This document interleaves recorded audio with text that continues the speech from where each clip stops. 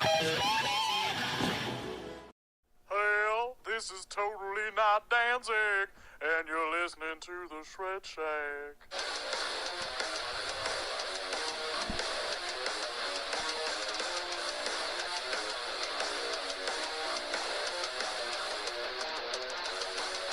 Greetings, folks. I'm Dan Mack. And this is Chris Mack. Welcoming you to episode 107 of the Shred Shack podcast, your premier source of news and uninformed yet heavily biased opinions pertaining to all things heavy metal.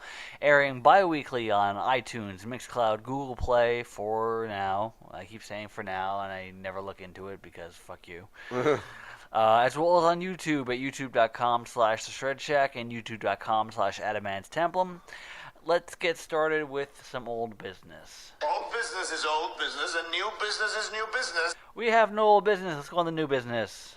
And this is new business, and we do not discuss new business until next quarter. And with new business, we start off with new album releases, or what we've listened to as far as new album releases. And I have none because I have been listening to my podcast. Not my podcast. I don't listen to my podcast. We don't listen to our own stuff. We don't listen to our own Speaking of which, is this really episode 107? Because our headline here says 106. Yeah, it's 107. Oh, wow. You really need to change it then. I do. It's episode 106 was 2 weeks ago. Well then. Yeah. So you have one. Yes, I listened to the new Eluveitie record, and it is so fucking good. You kind of know what to expect with Eluveitie. I mean, they've been their formula is pretty much the same, but for other bands it works. And like seriously, if the formula works, why change it? I mean, ask Coke. I mean, the Colonel's been using the same 11 herbs and spices forever, so why break what's like good? Why are you bringing food into this? I know, because I'm fucking hungry. That's what it is. I just woke up and I haven't eaten yet. All right? So, yeah. The Colonel. Owning it. 11 herbs and spices, motherfucker. Unrelated story. Yesterday, two people walked in to work with Taco Cabana, and I was like, fuck, I should get some Taco Cabana. God damn it. That's harsh. And then I leave, and Lindsay's out with friends, and I'm like, bring home food. She's like, oh, it's all gone. And I'm like, I should have gone to Taco fucking Cabana. Shit. We need that sponsorship too. Yeah, seriously. But no, with Eluveitie, I think one of the things I really like about this particular record is it kind of feels like, I don't know if they did this intentionally, but it kind of just feels like the guitars, bass, and drums, like the metal part of the band is more at the forefront, and all the folk instruments really take more, I don't want to say a backseat, but it just kind of is more used as like a filler or like kind of a complement instead of like the driving force. Like, of course, there's certain areas where like it is the focal point of the song, but I think there's more of a balance this time. Gotcha. And there was just one particular sound on the last record that is stuck out that was almost annoying, a little bit of a buzzy sound from one of the folk instruments, and this one is really toned down. You can still hear a little bit, but it's not as prominent as it was on the previous record. Gotcha. But all in all, just a really, really good album. Now, what's it called? Fuck if I know. It's probably something I can't pronounce. That's a ridiculous title. It's probably something I can't pronounce, and okay. I don't have it written down, and I don't have the CD in front of me, so... All right, so what else have we been listening to this past 2 weeks? All right, well... Well, I'll start since okay. You have to pull up your Instagram. I've only been listening to my podcast on shuffle. My iPod. You really lay it in on listening to the whole podcast thing. Well, because I maybe it's a sign that I should actually listen to our podcast, because I don't listen to our podcast. I listen to my iPod on shuffle repeatedly. So I had it going for a while for a good 100 and some odd songs, and then I had to recharge it, and then it went back to 0, so I had to start over again. And obviously some great stuff comes up because it's my iPod. It's this is the iPod that has, I'd say 99.9% of what I own is on there. With one exception of an album that I don't own on there just because of the fact that I couldn't find the other iPod, the quote-unquote work iPod. But yeah, it's been nice, just my rides to work are not particularly long, so I get a good, depending on where I'm going. If I'm going to Redacted, it's 20 minutes. If I'm going to other Redacted, it's about 30 minutes. So I can get, part of Gettysburg in there. Maybe. Yeah. There's a band out there called I think it's Raising the Mammoth. It's another one of those many side projects from like James LaBrie and all that kind of stuff. So like a 10-minute song came on, and I was like, oh man, this is a long ass song. Okay, so what have you been listening to? All right, so we go through the albums of the day first. Starting off with, I had some Dillinger Escape Plan. I double dosed up on them with their last two records, Dissociation and One of Us Is the Killer.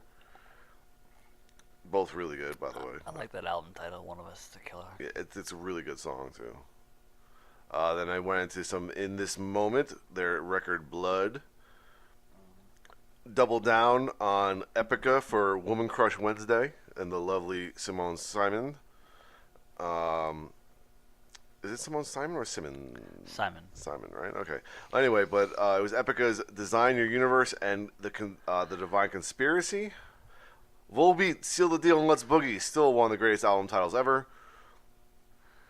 Then I listened to some Avatarium, The Girl in the Raven Mask. Great remembering album. how great that record was. Great album. And Our Lady Peace, Naveed. That album's come up a lot on my shuffle. I love that album. Like That and Spiritual Machines have come up a lot on my shuffle. Went into some Trivium, Ascendancy, what really got me into them in the first place, and another Eluveitie record, Everything Remains as It Never Was. I think that's the only one I know. Listen to some Apocalyptica, Worlds Collide, probably one of their better records. It's one of the only ones I have. I love that record. It's so good. Listen to Disharmonia Mundi, which was another side project of Speed from Soilwork. And closing out the week, I listened to A Change of Seasons by Dream Theater. Of course you did. Of course I did. But that's not the only prog-tastic album I listened to this week. While I was hanging out Saturday night or Friday night or whatever and couldn't sleep, I was listening to Porcupine Tree, their Voyage 34 record. And I call it a record mistakenly because I read up on it, and originally it was supposed to be a single, a 20-minute long single. Yeah. Hey, we can add to this. Yeah, a 20-minute long single, all instrumental, by the way, about an acid trip. But then it kind of changed things up a little bit, and they did 2 parts to it, then they did 4 parts to it, and it turned out to be like 70 minutes long, and it's awesome, and it's actually really good, just like quote-unquote easy listening music, because again, it's not as like heavy as some of his other stuff, but it's actually really, really, really good. It's just funny. How do you explain that? It's like we started off with a 20-minute track, and then suddenly it's 70 minutes long. So yeah. Yeah, and there's phases to it, and it's ridiculous, but it's amazing. I think considering Porcupine Tree, that's one of the few albums I have from them. Also in the mix here was the newest record from Periphery, Hail Stan, which is really so fantastic. And I'm moving to my new apartment, and I was killing time, and I've been listening to a lot of Kaun. I still don't think I'm pronouncing that properly, but I downloaded from Bandcamp their entire discography, and I listened to the entire discography while setting up my apartment. And while I was there, just to kind of keep on with the prog-tastic mode, I listened to the newest records from Devin Townsend, Tesseract, and Astronoid. So it's just a proggy week. Yeah, really. Just I needed something in the background that can keep me going for a long long time. It's like I have a long project ahead of me. I need something that's gonna keep me going. I mean, especially considering that like Devin Townsend's record Empath, the last couple tracks are all one song that's 23 minutes long. Yeah. The opening track to the new Periphery album is 17 minutes long. You know, these are the kind of things that get me going. Gotcha. You know, and of course, Change of Seasons is 20 minutes long. You know. Yeah. I made the joke that I put that album on for a 30-minute workout just so I can make the post about getting through 1.5 songs for a 30-minute workout. So You can just play Gettysburg and you can get through one song. pretty much, yeah. Actually, I used to use that as my cardio timer. There's a song by Green Carnation called I think it's Light of Day, Day of Darkness. It's one track, 60 minutes long. Lovely, Yeah. lovely. That sounds amazing. Yeah, it's doom metal, so it's not proggy. So Well, I also listened to an early stream of the new Sun record. Yeah. so you listen to 4 notes. Yes, over the span of 60 minutes. Yeah, it's wow. It takes a special kind of person to really enjoy that band. I mean, it was fun and it was enjoyable, but I need a little bit more like energy, I guess. Yeah, like I don't know. you're just sitting there like, and Especially when one of their songs is like 20 minutes long. It's like, wow, this is wow. just definitely don't hold your breath while listening to that. No. But again, it was good. It was good. You know, if you go into it expecting that, you know, to take a lot of time to move around, it's all right. What about you? What have you been listening to besides your iPod on shuffle? That's it. That's it? literally it. That is literally all I've been listening to. Just because I've been, I finally finished working on the January top 3, and I think I have my Black Sabbath written, so we can finish the 10-word reviews. Sweet. So it's basically just been like work. So when I'm working on videos, I can't listen to music. And when I'm home, lately I've been home more often. So when I've been home, I've actually been hanging out with Lindsay. So God forbid you hang out with your wife. yeah, exactly. So I've been watching wrestling and stuff like that. So it's less music and more other things. But in the driving, it's been just listening to the iPod and shuffle. Well, that was the thing about moving. For this, especially this particular weekend, I made 3 back and forth trips between the house I was renting and their apartment, and it's a long ride. So I got to listen to a lot of good stuff this week. Yeah. This weekend, anyway. And then I was hoping that the new Graham Magus album was released this past Friday, but of course, you know, you're not guaranteed it anymore at Amazon. It's supposed to come tomorrow. We're recording this on Monday, so hopefully I get that so I can talk about that. And then while I was at it and couldn't sleep on Saturday, I pre-ordered a bunch of stuff that's going to be coming out the next like month or two. Mm-hmm. Specifically, Death Angels Humanicide, the new Rammstein record. Yeah, I gotta pre-order the new Rammstein record for reasons that we will not get into. Dreadnought is releasing a new record, so I was like, hell yeah, I'm picking that up. Of course, Amon Amarth, Berserker, definitely gotta pick that up. So that's pre-ordered. Pelican's releasing a new record, and Baroness is releasing their new record in June. So it feels like forever since they released an album. Because it was at the very tail end of 2015. Like Yeah. it was December 2015, so it was like right as we started this podcast. Yeah, I actually have it too, and I'm surprised just because I haven't listened to it very much. Oh, it's super good.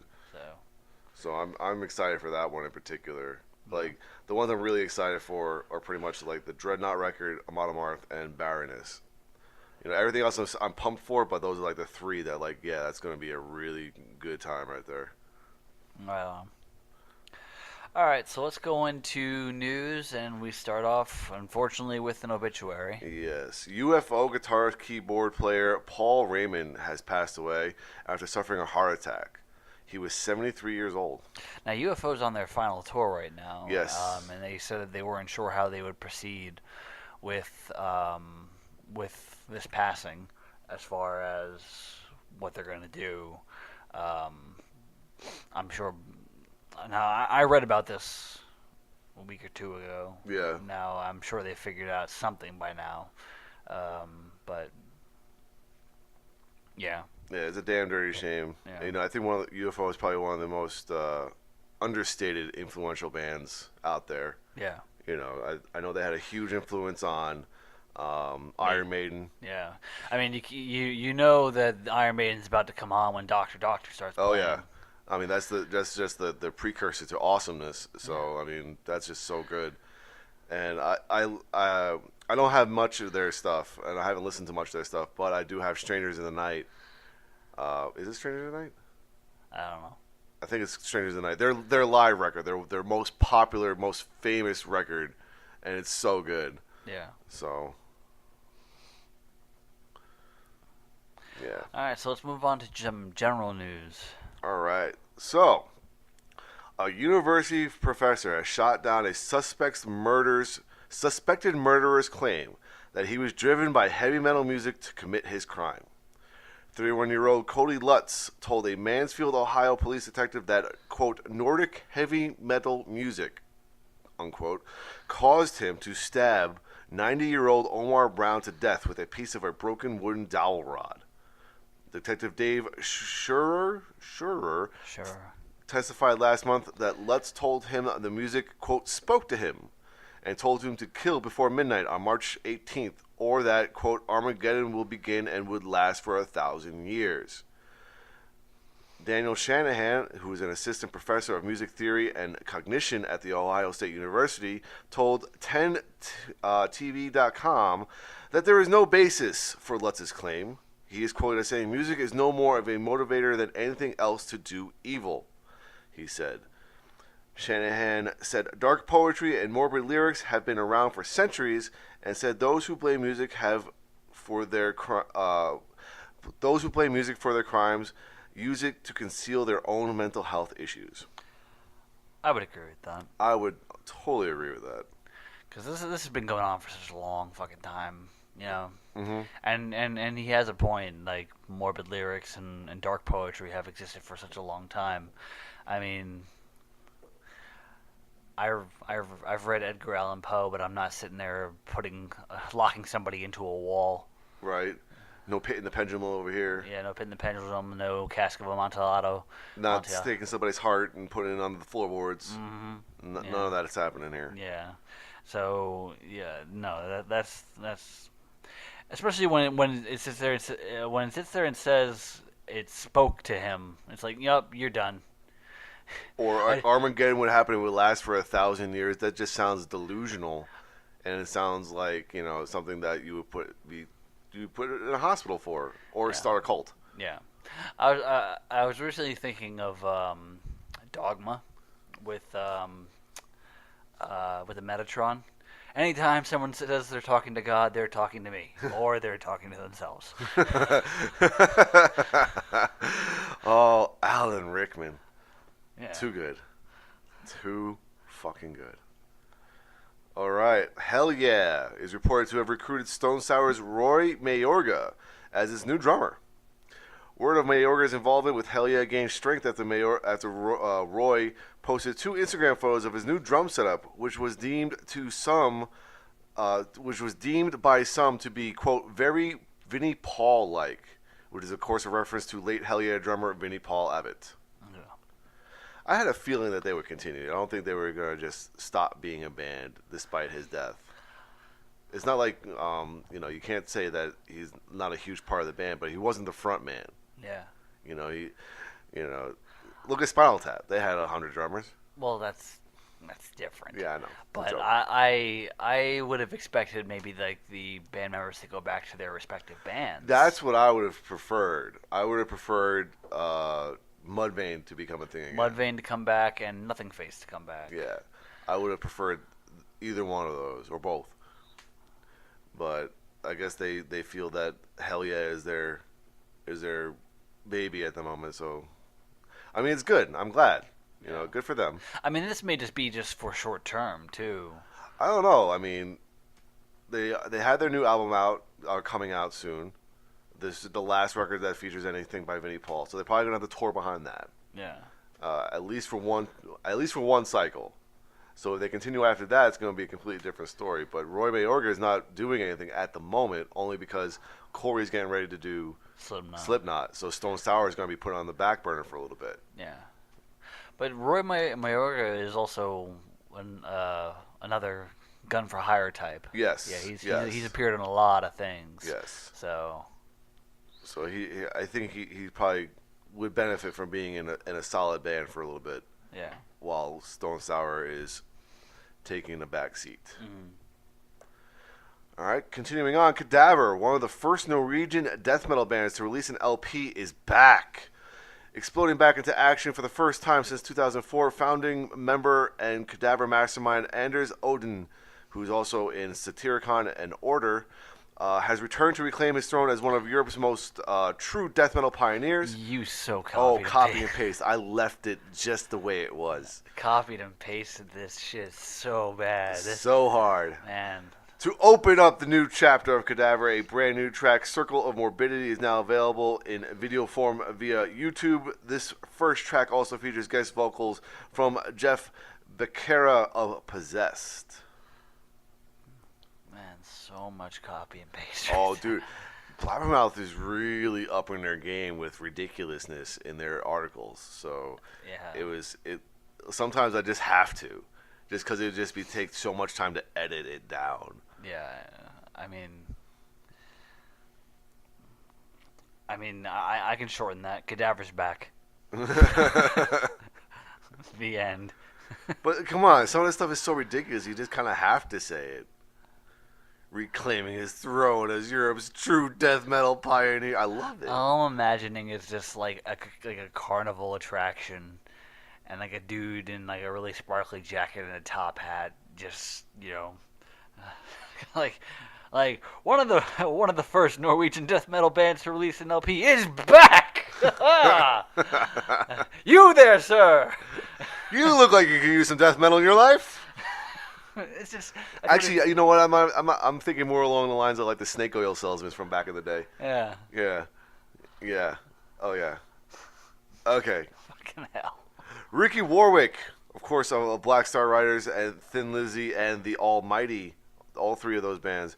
He has signed a worldwide deal with Nuclear Blast for his solo album releases. Further, he's also announced that he has begun recording his latest solo offering, When Life Was Fast and Hard.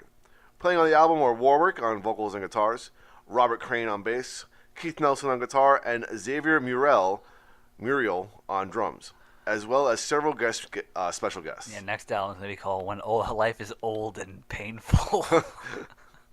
That's my autobiography. I'm tired during the day. An autobiography.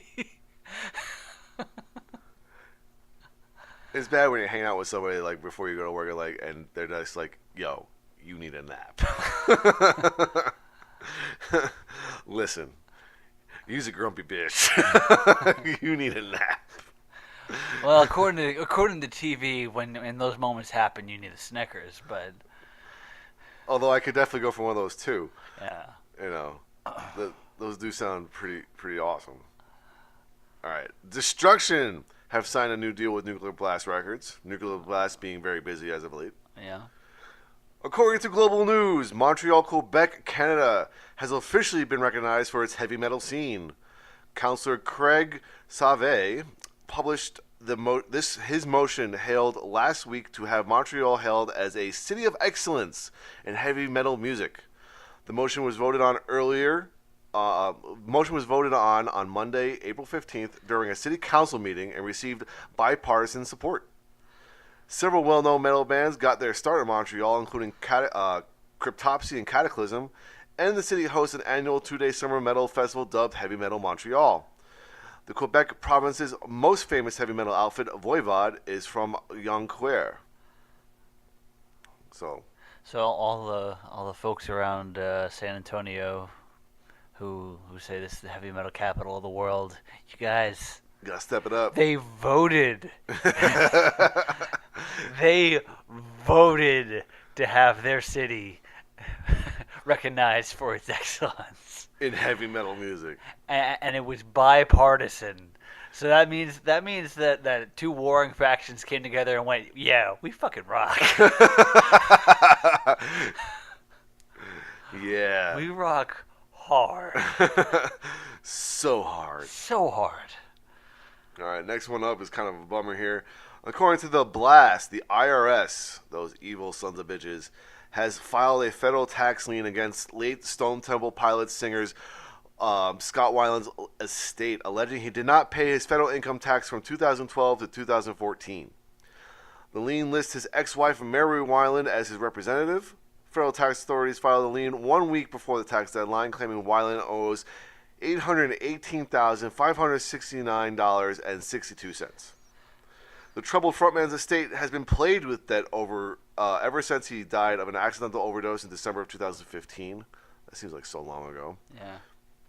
Since his death, his family has been tasked with getting his memorabilia and possessions appraised to help cover what's owed. Last year, Weiland's estate was hit with a lien by the California State Tax Franchise Board for almost $250,000. The estate has also ordered by a judge to pay $4,000 a month to the late Stone Temple Pilots singer's children. How many kids does he have? I think the ones that they mentioned are two with his ex-wife. Okay. I think. But still, that's a lot of money. That's. I mean, I remember fighting to get mine cut down a lot. $4,000 is like, holy shit. Like, I understand your child support is based on a percentage of your income, but damn. It's like, Mr. Weiland, you owe $818,000. Okay, but how much am I getting? Yeah, no, you don't seem to understand. Yeah. All right. Here's a cool one. Dream Theater keyboardist Jordan Rudess has announced details for the 4th annual Jordan Rudess Key Fest, which will be held May 30th and May 31st and June 1st at Sweetwater Sound in Fort Wayne, Indiana.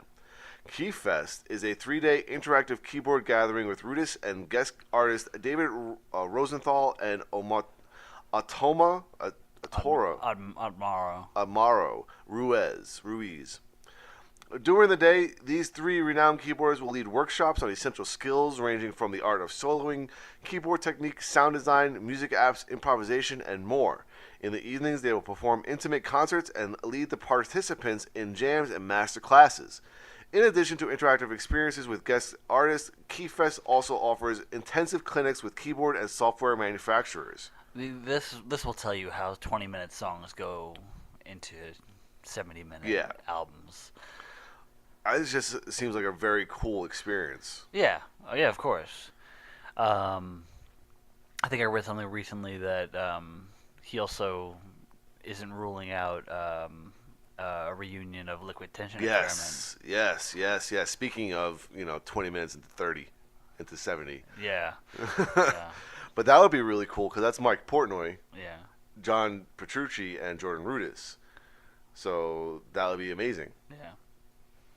Which is also nice to see because, when Mike Portnoy left Dream Theater, it was always like there's so much tension in the band. But I think they've gone out of their way to kind of prove that wrong. Mm-hmm. Like during Christmas, the Petrucci and Portnoy family go into the Rockefeller Center together to take pictures, and I was like, oh my god! So you fucking nerd. What? I follow them on Instagram. I'm sorry. You sound like Lindsay. Showing me pictures of Seth Rollins and Becky Lynch. They're so in love. They're so in love. Shoving it in my face is like, I can't see it if it's in my face. Well, you don't argue with her because she's the man. Anyway, all 90,000 tickets to the Iron Maiden headlined Metal Night of this year's Rock in Rio Festival sold out within 2 hours after they went on sale on Thursday, April 11th. 90,000. 90,000. I remember the Rock in Rio DVD was like 250,000. Yeah. I guess a lot of people broke in. It probably depends on the venue. Yeah, it's true. Probably depends on the venue. Yeah. Here's an interesting one. Nightwish vocalist Floor Jansen will appear on the next season of the Dutch reality TV show Best Zangers, which is called Best Singers. In each season, a number of well-known performers alternate as the central artist who picks songs out of his or her own repertoire to be sung by the other participants of the show. The original performer judges the covers of his songs done by the participants. I wonder what she would pick. I would probably say something from like After Forever or a revamp. I don't know if she'd be able to do anything by Nightwish. Well, you have Nightwish. You have her new rock project because she has a new project. She's been on Arion albums. Right, but she probably has to pick like stuff from her own stuff. I mean, yeah. In other words, I don't know if they have the same kind of copyright laws in where is Dutch? The Netherlands. Where's Dutch? Where's Dutch in Autobiography? No, I don't know if they have the same kind of copyright laws, but I know that like you have to have permission to play songs on TV. Yeah. You know, that's why I think when they do like American Idol, there's like a very certain amount of songs that you can probably get away with singing. Yeah. You know. So I don't know if they have that same kind of copyright laws. In Dutch. I was just imagining, like, I know that Kiss was on American Idol at one point. Yeah, Rob Halford, I think, was on it at one point. But like, I can just imagine Gene Simmons going, I didn't say you could play that song. Pay me. Right. All right. Kamelot has announced the addition of drummer Alex Landenberg to the group's ranks. He joins the band as a replacement for Johan Nunes, who has been absent from Kamelot's touring activities for most part of the year after suffering a leg injury that prevented him from performing live. Landenberg previously sat behind the kit for Kamelot in July of 2017 when the band supported Iron Maiden in San Bernardino, California. Right on. Rob Zombie has officially completed work on 3 from Hell, the sequel to his earlier films House of a Thousand Corpses and The Devil's Rejects. A fall release is expected. I thought they were killed at the end of Devil's. It seems to be very ambiguous. Yeah, the movie ends with them like gunning it at the cops, right? Yeah. Okay. You see them getting shot, but again, if you don't die on screen, you're not really dead.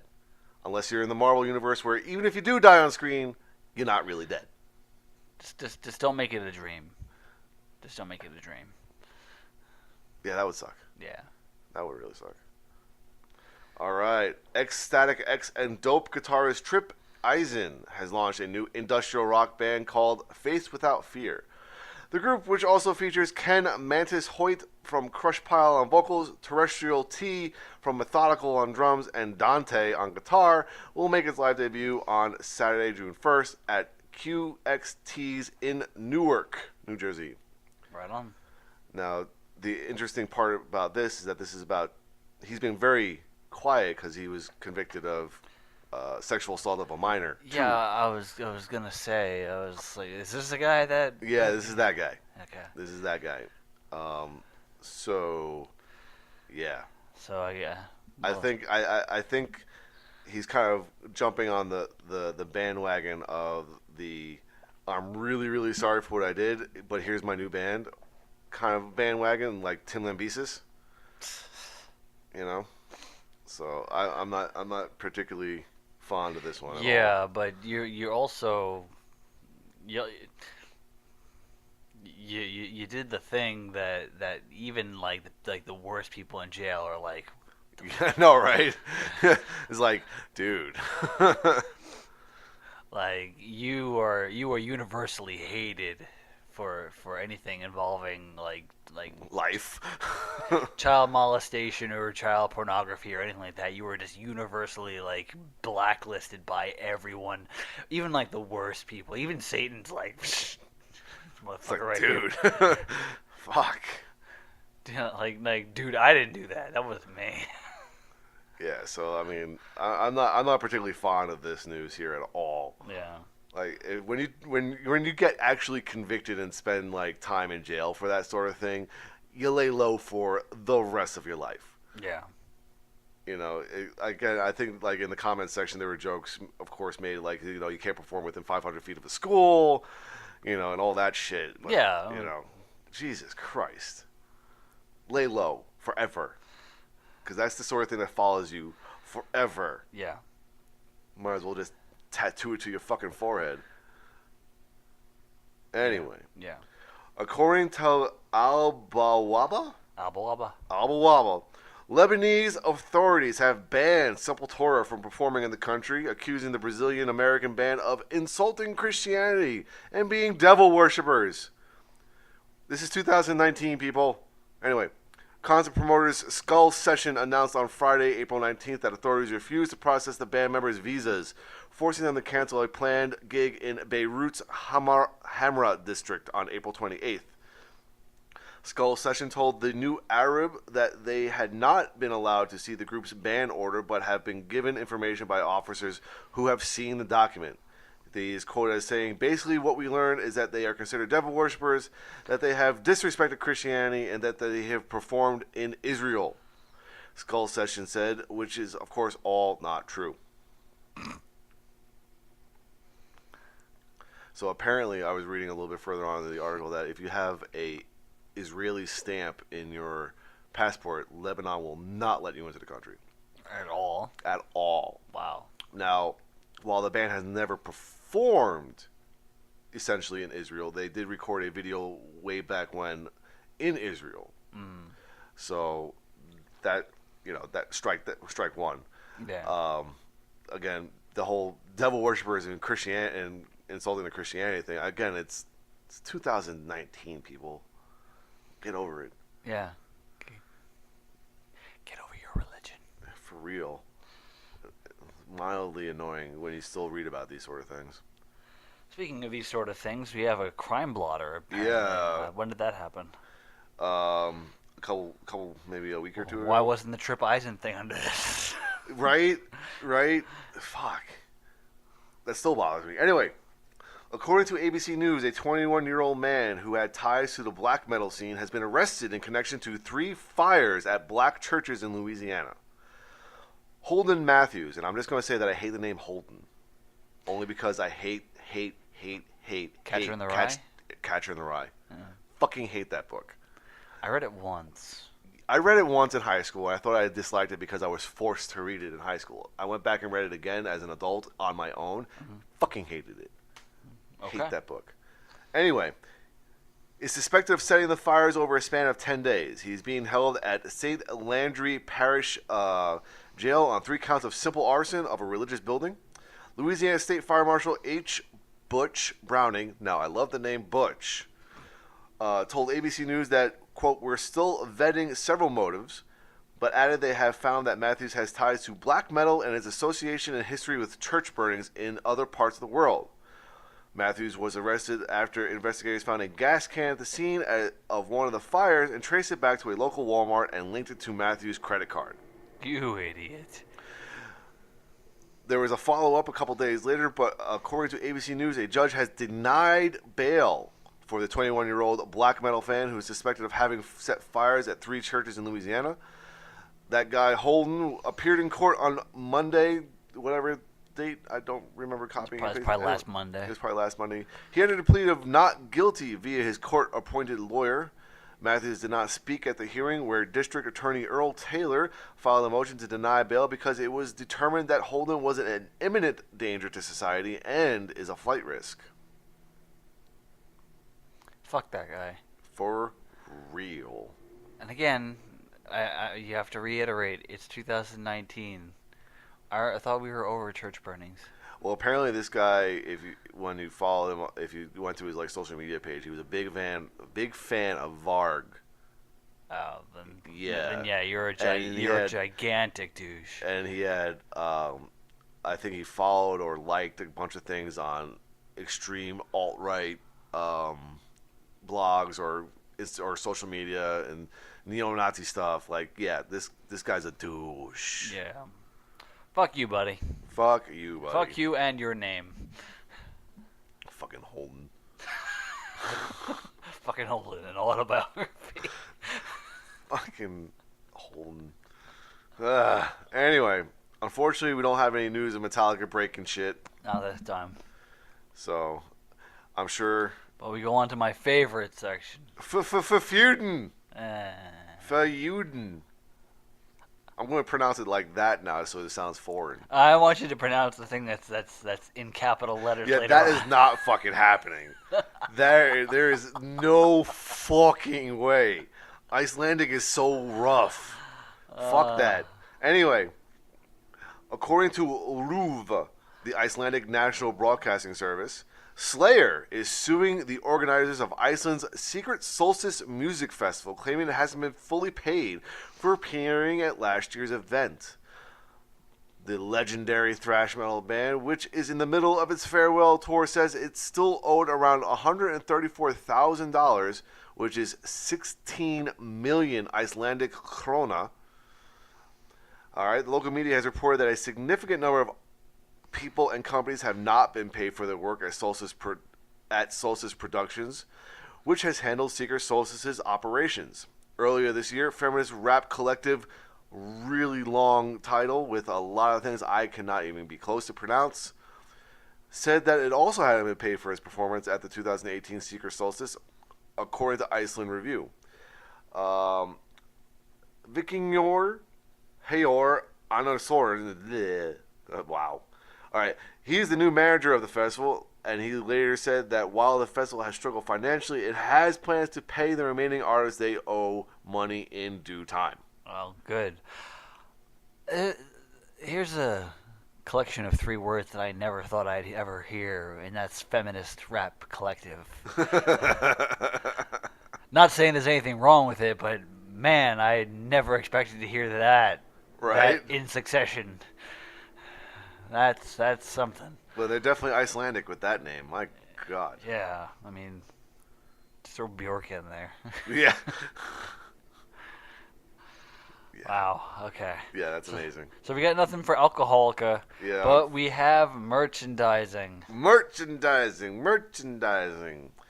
Fantunes has announced the official Rush graphic novel chronicling the making of the band's classic album A Farewell to Kings, the first in the animation studio's ongoing relationship with Rush. This epic, fully authorized graphic novel chronicles the birth of Rush's classic album A Farewell to Kings. You can relive the production trials and triumphs alongside Alex Lifeson, Geddy Lee, and Neil Peart as they create the masterpiece of progressive rock that gave birth to such tracks as Closer to the Heart and the majestic Xanadu. The book is co-written by Fantunes David Calcano and Lindsay Lee, and features artwork by Juan Herrera and Itaya Manero. The story was written with input from Rush guitarist Alex Lifeson and album producer Terry Brown, who also penned the foreword. Previous releases through the partnership between the band and the publisher have included 2015's Rush Tunes by Fantunes Volume 2112 and 2017's Where's Geddy and Alex and Neil Volume 1. In July of 2019, Fantunes will release a unique, fully authorized coloring book with 70 evocative illustrations packed with gorgeous Rush artwork and references from moving pictures to Clockwork Angels. I've never heard of this Fantunes thing, but like they seem to be really, really liking Rush. Yeah, a whole lot of Rush love right there. Yeah. It sounds like they went out of their way to create this publishing company just to work with Rush. Like, I'm really interested in seeing if they give as much effort to other bands. Or if they actually do anything for other bands. Right. But that is it for general and merchandising and all that sort of news. Are you ready? I'm ready for recording news. All right, so we got death grind band Serpent of Genosis will release its debut album As I Drink from the Infinite Well of Inebriation. Jesus, tap dancing Christ, what a title. Right. On June 14th via 1126 Records. The project began with musicians Max Lavelle, Al Glassman, and Darren Seska playing in the band Goratory. Inevitably, they each took different paths over the years. However, old friends have reunited and sparked a musical connection with Serpent of Genosis. Gnosis. Uh-huh. It's just Gnosis. It's just Gnosis? It's just Gnosis. Okay. I'm sorry. Glassman and Seska were writing the music in 2018 and ultimately turned to their former and current bandmates who are in the Black Dahlia Murder and Job for a Cowboy to help fill the gaps. After a unique recording process where the members individually tracked their parts from home, the album was mixed by drummer Darren Seska in his home, in his own House of Grind studio. That does sound pretty cool, House of Grind. Right. So that should be fun. Glenn Danzig's long-awaited collection of Elvis Presley covers, appropriately titled Danzig Sings Elvis, is scheduled for a fall release. Danzig, the guy who does our intro. Yeah, that guy, who's totally not Danzig. that guy who does our intro. Hell. One of these days, I want to meet Danzig and actually have him redo that exact thing. Like, right? Even say, totally not Danzig. That would be amazing. I know. It would be so fucking amazing. All right, Hollywood Vampires return with new music in the form of their second album, Rise. Joe Perry, Johnny Depp, and Alice Cooper join forces once again for the, quote, unmissable rock album of 2019. Rise will be released on June 21st via Ear Music. I actually want to hear that because I remember hearing some of the first album and really enjoying it. I listened to one of the tracks that they released for the new album, and it's not bad at all. Yeah, they're a good band. Yeah, I mean, it's pretty much what you would expect from Alice Cooper and Joe Perry, and I think Johnny Depp does a little bit of the vocals on it too, and it's really not bad. Although he sounds like he'd be more suited for like an '80s goth band. Like his vocal style is more that sound. He just comes up in the Edward Scissorhands outfit. Oh my gosh, or anything from his Tim Burton days. Yeah, well, those are still going on. Yeah, well, his classic Tim Burton days. How about that? There you go. That'll do. All right, King's X has entered a Black Sound studio in Pasadena, California, to begin recording its new album, the band's first in over a decade, due later this year via Australia's independent record label Golden Robot Records. Great name. We're having a lot of great names come around through today. Yeah. Helming the disc is renowned producer Michael Parnin, recognized for his work with a varied range of artists from Rage Against the Machine and Missy Elliott to Andrew Lloyd Webber and Barbra Streisand. God damn. So he's got some sonic abilities there. Yeah. Probably one of the most anticipated records for me personally is Killswitch Engage will release their new studio album in the fall. The follow-up to 2016's Incarnate will be made available via Metal Blade Records in the U.S. and Sony Music Entertainment in the rest of the world. The effort will feature a guest appearance on one song by the band's former lead singer, Howard Jones. Right on. It is going to be awesome. Yeah. I was gonna say I recall doing the top three where you put them as your number one, and then we got hard fucked by YouTube for that one. Yeah, and then I remember you edited it and accidentally sped up the tracks, so it turned into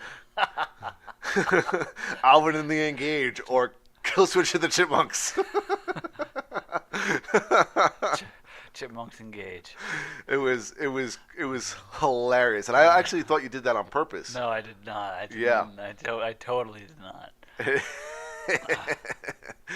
It's just one of those things. It's hilarious. Yeah, that was an oversight. That was me just being like, fuck it, I want to get this goddamn thing done. And because it was taken down like almost immediately. Yeah, because the algorithm usually catches things quickly. Yeah. Usually, I say usually, that's because it took forever for the ones that Pat just got knocked out for to be caught, and those are older ones. All right, so we got The Good That Men Do. Mm-hmm. For this year's Record Store Day, Atlanta progressive metalers Mastodon released a cover of Led Zeppelin's Stairway to Heaven in honor of their late manager Nick John. John, who also managed Gojira, passed away last September from pancreatic cancer. All proceeds from the single will be donated to pancreatic cancer research. Right on. I did listen to the cover, and it is really good. Cool. It is really good. I'm not particularly sure who sings it, whether it's Troy or Brett, but he does a really good job. I was super impressed because it stays very true to the original, and it's just really, really good. Mm-hmm. All right, Sully Erna of Godsmack has announced the creation of the Scars Foundation to support ongoing mental health struggles facing so many. There you go. With the rise of suicides, bullying, addiction, abuse, and so many other challenges, the Scar Foundation is dedicated to providing resources and tools to educate and empower people on a global level that struggle with these burdens. Only weird thing is that this is written. This is made by a man who wrote a song called "Crying Like a Bitch." So. Yeah, but I don't think that was aimed at people suffering from mental illness. It was aimed at Nikki Sixx. Fuck that guy. People suffering from that.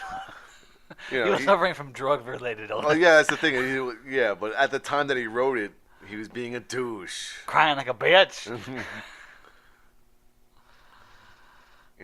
Whatever. But no, that's super cool. But obviously super cool, yes.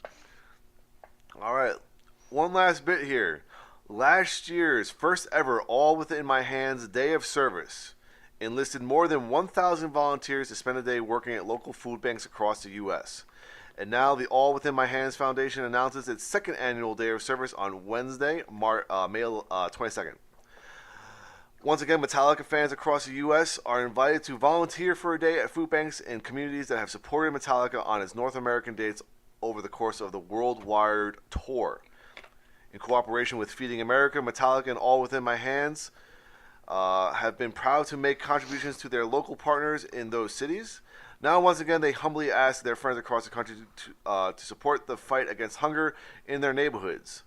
More than 50 food banks will be participating in this year's activities, which is more than twice as many as last year. And each registered volunteer will receive a special All Within My Hands t-shirt commemorating our United Day of Service. Please note that space is limited and therefore registering in advance is mandatory. Unfortunately, it will not be possible to accept walk-ins. Yeah, no shit. Because, I'm sure just to be a part of that, a lot of folks would be all over it. But that's super cool. It's always cool. Always cool. Metallica, for all the shit that they're giving, they do a lot of stuff for their community and the greater good in general. Greater good. Yeah. Like in Hot Fuzz. All right. So I don't think we have anything for crowdfunding trackers. So let's go on to concert news. Yeah, I really got to remove that thing from crowdfunding tracker. That's cool. Yeah. All right, so let's start off with some festivals. Yay, festivals. There was a little bit of a blurb here about it, but I'm just going to go right into it. Louder Than Life 2019. Here is the festival billing. Wait, where is it? Don't know, don't care. Okay. It's America, I think. America.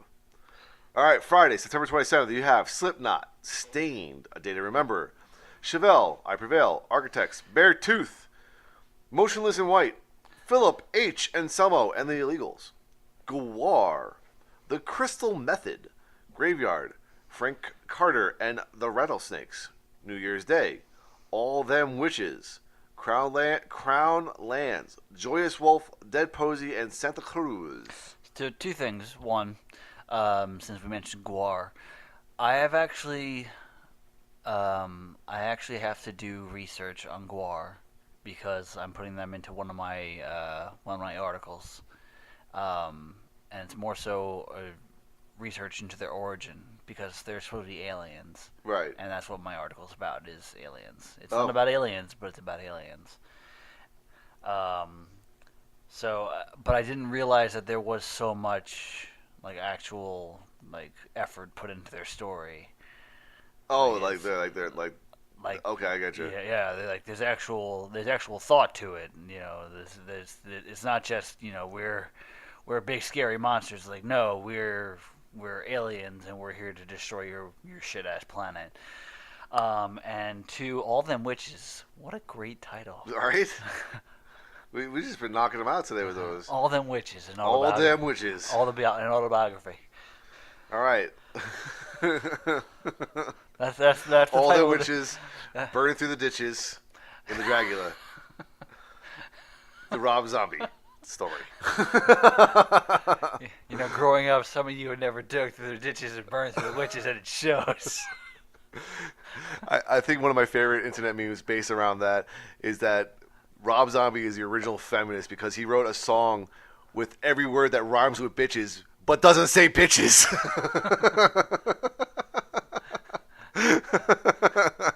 Yeah. I wouldn't say original, but Well, I mean, yeah. But I mean, like, yes, that is pretty amazing that he was. He just sat there and like took like with a whiteboard and just put itches and then just put all the letters up there. And just crossed out bitches. Like, no, no. No, we're not doing that one. Oh, so good. Oh, and my new favorite meme, and I can't unsee it now, is the one that Pat posted when they did the live show the other day, and that Rob Zombie is the Hot Topic Randy Savage. Yeah, that one's. It was fucking brilliant. That one I had actually seen before they put up there, and I was like, I was like, oh, I just saw this like five seconds ago. It's so ridiculous, It's though. It's so true. All right, continuing on with this particular festival, on Saturday, September 28th, you got Guns N' Roses, Godsmack, Ice Cube, Hailstorm, Dropkick Murphys, Stone Temple Pilots, Suicidal Tendencies, The Melvins, Andrew WK, Bad Flower, not to be confused with Bad Finger, Knocked Loose, Anti-Flag, Red Cross, Parlor Mob, Like a Storm, Jelly Roll, Dirty Honey, Dead, and Junk Bunny. Junk Bunny. Another great name. Another great name. Jesus. You know what I find interesting is Ice Cube. Been around for a long time. I figure like he would be one of those people that would collaborate with a metal band. Right? Like at some point, because it seems like everyone has done it. Because like Ice-T has Body Count. Exhibit was on Within Temptation record. Within Temptation, you have Fragile Mortals with one of the guys from Run DMC. Right. Yes. Yeah. So you have all these guys like collaborating. I feel like Ice Cube would be one Very well that. suited. Yeah. Very well suited because his vocal styling is very aggressive. Like it would just it would come across very well. Yeah, and that's the kind of that's the thing. Like with rap, personally, I like more aggressive style, and that would work, I think. Yes, I'm 100% in agreement with you there. Yeah. The last day of the festival is Sunday, September 29th, and it features Disturbed, Rob Zombie, Marilyn Manson, Breaking Benjamin, Die Antwoord. DeAntwoord. I figured. Die Krups, yeah. Assholes. The Bart. The Bart. All right, 3 days grace. Anyone who's German can't be evil. 3 days grace. Sum 41, Deadland Ritual, White Reaper, Demon Hunter. I'm not sure what this one is. It's HON. I think it's supposed to be horror. I think it's supposed to be horror, but it's spelled HO9909. Yeah. So it would seem that would be horror. I think it's horror. Angel Dust, Sick Puppies, Amigo the Devil, Fire from the Gods, Broken Hands, and Anemic Royalty. Amigo the Devil and Anemic Royalty are great names too. Yes. So, man, there's a lot of great names. Yes. All right. So next up in festival news here is Psycho. Las Vegas continues to make waves as it announces its full artist lineup for this year's festival at Mandalay Bay Resort and Casino, August 16th through the 18th. From Opeth's only U.S. performance in 2019 and Megadeth performing their only Vegas show of the year to the return of fan favorite Electric Wizard, the lineup is sure to create one for the record books. Here is a very redacted lineup because it was in alphabetical order and featured a lot of bands I wasn't familiar with, so I pick and chose the bands that we know. Yeah. So we got 1349, Andrew WK, Bad Religion, Carcass, Clutch, Deaf Heaven, Fu Manchu, Full of Hell, Glass Jaw, Goat Whore, High on Fire, Megadeth, Opeth, Rotting Christ, Royal Thunder, Violence, and of course we mentioned Electric Wizard. Yeah. Royal Thunder. Yes.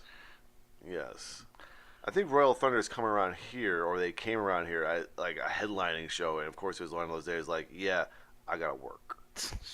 Fuckers. Like, we'll talk about that and also in a minute. Yeah. About a night of work and a really amazing show. Anyway, Yeah. here's a really interesting show.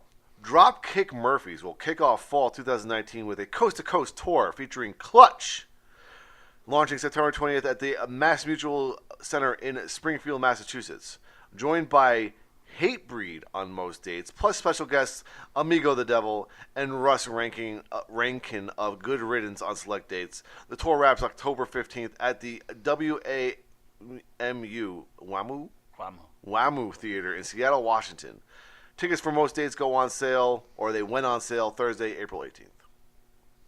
Oh my God. It's the 22nd, isn't it? Yes. Where did this month go? I have no fucking clue. No clue. But here's that show. This amazing show. Oh, yeah. That's coming to San Antonio on October 20th to the Aztec. Oh, and in case you haven't realized, we've gone on to touring news. Oh, right on. Yeah, you didn't. My fault. No, I'm just you went straight into the next thing. I think it's because I'm pissed. Yeah. But copy and paste. Amon Amarth will descend from the land of ice and snow to headline a history-making charge across North America with fellow Swedish warlords, Arch Enemy, At the Gates, and Grand Magus. The show is happening on a Sunday night, and we both work Sunday nights. Hammer of the Gods. It's fucking brutal. I would take off for that show. Like, I'm thinking, like, I'm going to tell my boss, hey, listen, I'll work Saturday if I can get into this show. I don't care if I have my kids. My brother will watch the kids so I can go to this fucking show. Bullshit. When do you watch kids?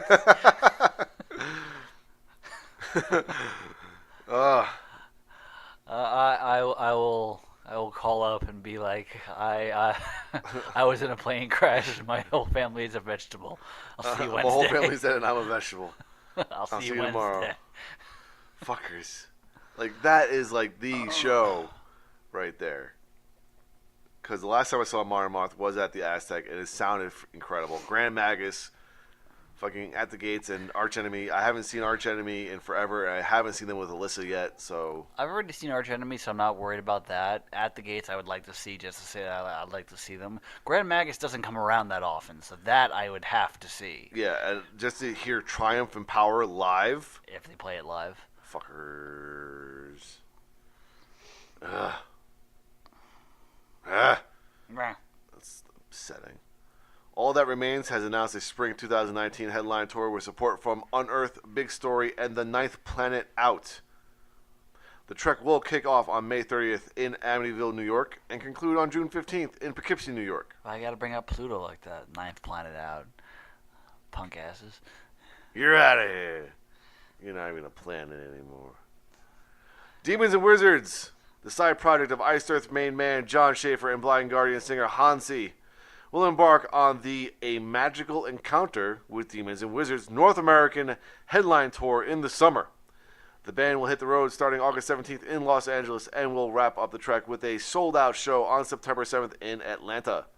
The band will be joined by special guests Lizzie Borden and Tyr, and will be playing major markets like New York City, Los Angeles, Chicago, Atlanta, and not San Antonio. I think they're going to Dallas. I think that's where it is. I'm not driving to fucking Dallas, so... No, that's a long drive. If it was Austin, maybe, but... Austin, maybe. Houston is a stretch. Yeah. The new Ronnie James Dio hologram will embark on a month-long U.S. tour at the end of May. The retweaked. Now with more. They made him just a little bit taller. Now with more, no.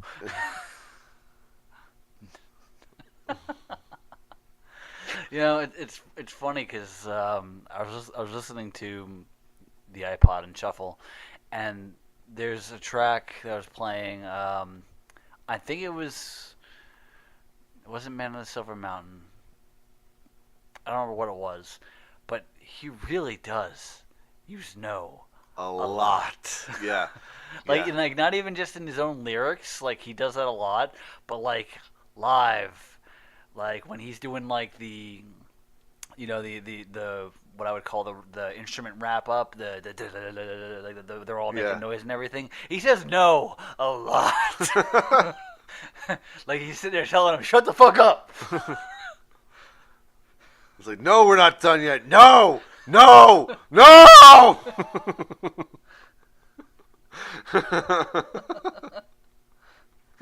Keep going. Next song. No. And that's why they have so many freaking medleys. All right, ZZ Top are celebrating their 50th year with a massive North American tour this summer. Kicking off the 50th anniversary tour August 16th, the Real Tres Hombres will play coast to coast and border to border. Cheap Trick and Leonard Skinner will also join the tour as it snakes through the country into late October. I would see that. Hell yeah. I would totally see that. I'm just waiting for their beards to turn gray. It's a dye job. It's not happening. It's a dye job. All right, Ginger has announced a fall headline tour of North America. Support on the trek will come from the Browning. The tour starts September 7th in St. Louis, Missouri, and runs through November 2nd in Portland, Oregon. Before they return stateside, Ginger will be hitting South Africa, Turkey, and all over Europe. And there is a San Antonio date, September 21st, at the River City Rock Fest. Oh, snap. That's what we were discussing That's before. why we were discussing it, yes. And I looked it up. There's no full lineup yet for the River City Rock Fest, but this is the first year that has been expanded to 2 days. 2 days of the River City Rock Fest. All right. And it's right at the beginning of my vacation in September. So this guy is considering making that week a very musical week. Making up for the Past couple years, yeah. no, the Amon Amarth show. Yeah, depends on the lineup. We'll see what the lineup is. Yeah. But from what I understand, they've been becoming very good about diversifying and. Well, from what I've heard from Alamo True Metal, which is Jay Nanda's thing, Yeah. they're putting together something big, like some real metal stuff. Well, the thing is, the show has been getting bigger every year, so it makes sense. Yeah. And to have Ginger there is just a very good indication of the direction that they're heading in. That's what I mean. Like they're heading in that direction. Like they're metal. Yeah. All right, here's some one-offs, or just one-off here. Journey are taking over the Las Vegas Strip this fall with a limited engagement inside the Coliseum at Caesars Palace from October 9th through the 26th, 2019. These Las Vegas residencies seem to be a very popular thing amongst the older generation of bands, which it makes a hell of a lot of sense. Yeah, I mean, you already have. I mean, it's in Vegas. You already have a set potential audience. Yeah, I mean, people tend to go to Vegas not just for the gambling, but for the shows. Yeah. If you can make it some kind of extravaganza like Aerosmith has apparently been doing, it's worth it. Yeah. For them. Yeah. And plus, residencies are not exactly a new thing. I mean, every year in March, Allman Brothers takes over the Beacon Theater. The Beacon Theater. Yep. So. All right, so let's go on to heavy metal in the charts, and you have a noteworthy point. I do have a noteworthy point here. According to Billboard, 3 Days Grace has extended its record for the most number ones in the 38-year history of Billboard's mainstream rock songs airplay chart with Right, Left, Wrong.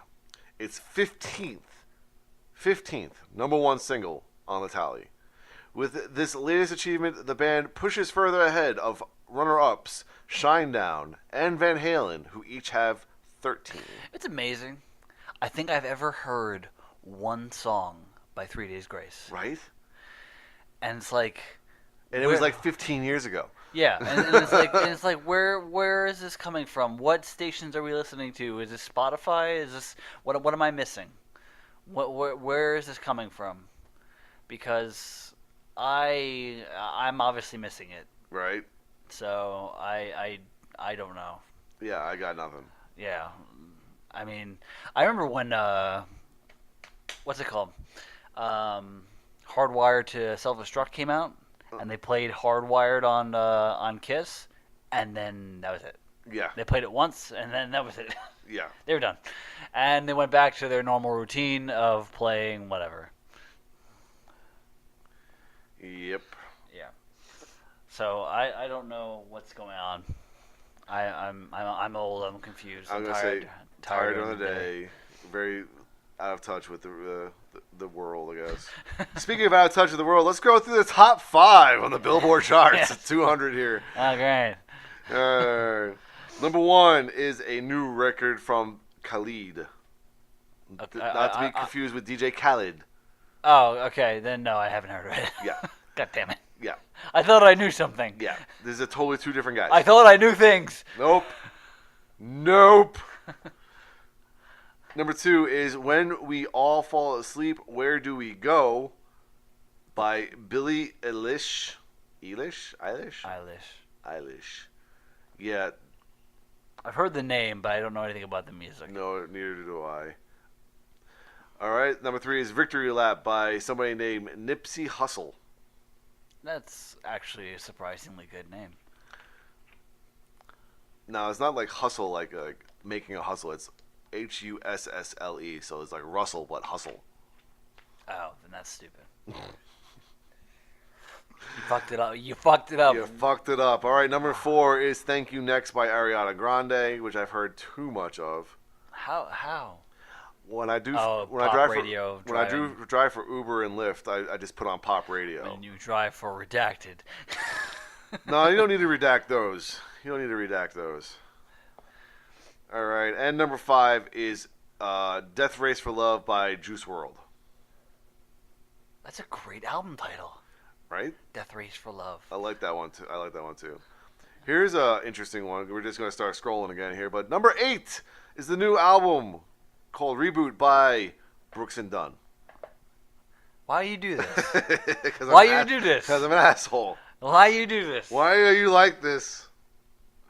And I'd rather get kicked in the dick 1,000 more times. Why you do this? Number 14 is the Bohemian Rhapsody soundtrack, featuring some little band called Queen. Yeah, I never heard of him. Nah, never heard of them.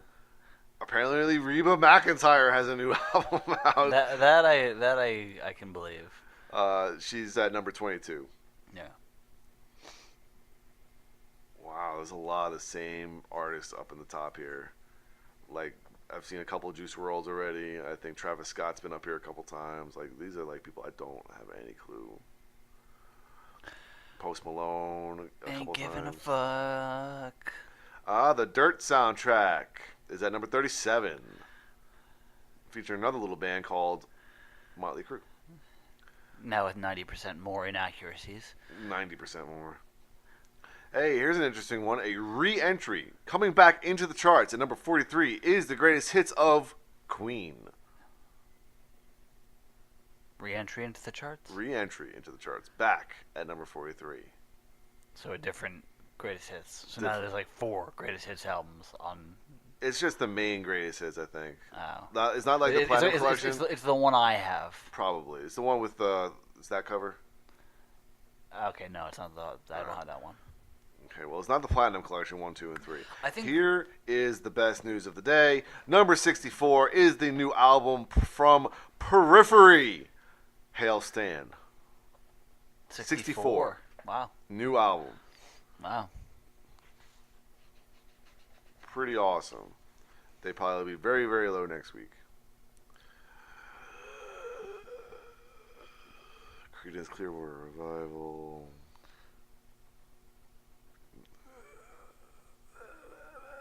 Lots of Nipsey Hussle all of a sudden.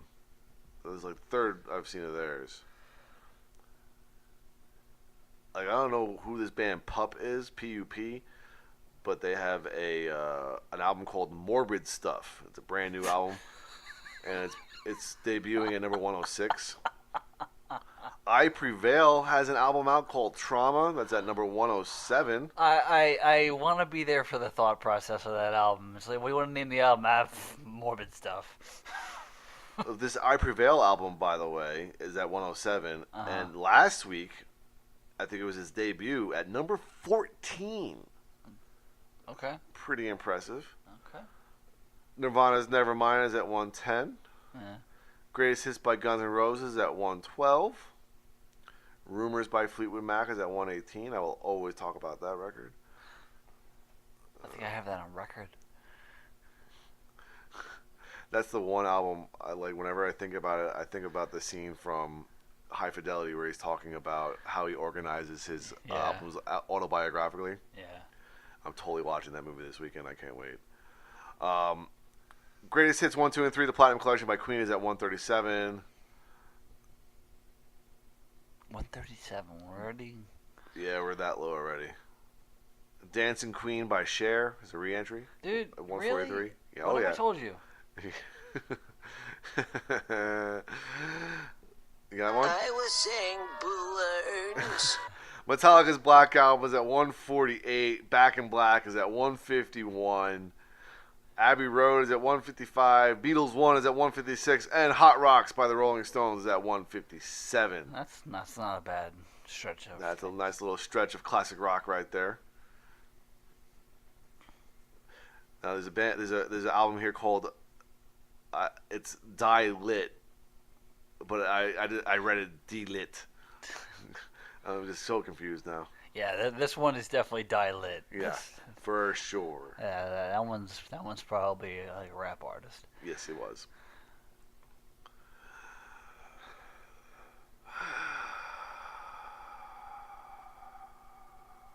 Hate that phrase. Heavy sigh. Heavy sigh for the fact that the top 200 tends to suck. Yep, that's it. We got on. Oh wow, Yeah, wow! You that finished. Blue Dog. Not even like a saving grace at Nope. 198. Nope.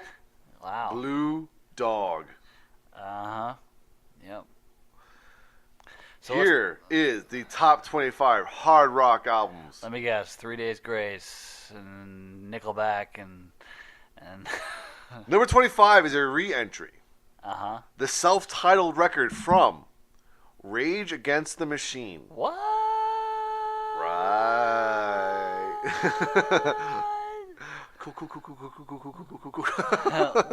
What happened there? Yeah, out of nowhere, Rage Against the Machine. There you go. But then number 24 is 3 Days Grace with X1, which is also a re-entry, so they must have been off the charts for a little bit. Number 23 is Zeppelin 4. Number 22 is a re-entry of Experience Hendrix, The Best of Jimi Hendrix, featuring Jimi Hendrix. 21 is Antennas to Hell from Slipknot. Number 20 is All the Right Reasons, Nickelback. Number 19 is Meteora, Linkin Park. 18, Greatest Hits, Motley Crue. 17, Greatest Hits, Three Doors Down. 16, Greatest Hits, Aerosmith. 15, Greatest Hits, Foo Fighters. 14, Greatest Hits, Led Zeppelin. The Mothership, that's a Greatest Hits record. But I didn't want to break my Greatest Hits streak here. Number 13, Greatest Hits, Def Leppard, which is actually the story so far, the best of Def Leppard. Yeah. Number 12 is Linkin Park, Hybrid Theory. 11 is Greatest Hits, Bon Jovi. Number 10 is A Decade of Destruction, Five Finger Death Punch. Number 9, Back in Black, AC/DC. Number 8, Metallica Black Album. Number 7 is Greatest Hits 1, 2, 3, The Platinum Collection, Queen. Number 6, Greatest Hits, Guns N' Roses. Number 5, I Prevail, Trauma. Number 4 is a new album from Periphery, Hail Stan. 3, Greatest Hits, Queen. 2, The Dirt soundtrack, Motley Crue. 1, Bohemian Rhapsody soundtrack, Queen. To be expected. Yes. Yeah, that's all. Yes. Not much has changed except for that Rage Against the Machine thing. Out of nowhere. What is up with that? RKO out of nowhere. Shit. Can't complain though. No, Pretty awesome. no, you can't. But like, But seriously, out of nowhere. out of nowhere, is it like celebrating an anniversary or something? No, I think it already did celebrate a major anniversary. Like, Well, 92, so this 27 years, so that's not really a rounded number. No, so their 25th anniversary was 2 years ago. They've Yeah. already been They're up for nomination at the Rock and Roll Hall of Fame. Now, they missed it this year, like the last 2 years, I think. Mm-hmm. I don't know. Weird. It's either that or people are just really upset with the political climate and they're going old school. I don't know. I got nothing. They want an excuse to yell out, "Fuck you! You won't do what you tell. I won't do what you tell me." Pretty much. Again, not gonna complain. Yeah. Do we have a discussion point for today, brother? I do not have a discussion point for today. So let us discuss me getting this food. Okay. So I think we'll call it there. On that note, we must make our curtain call because Warrior needs food badly. And a nap and a workout. I'm like a puppy. I have to walk the dogs. So, so there you go. Yeah. So until next time, I'm Dan Mack. And this is Chris Mack. And we are the Slime.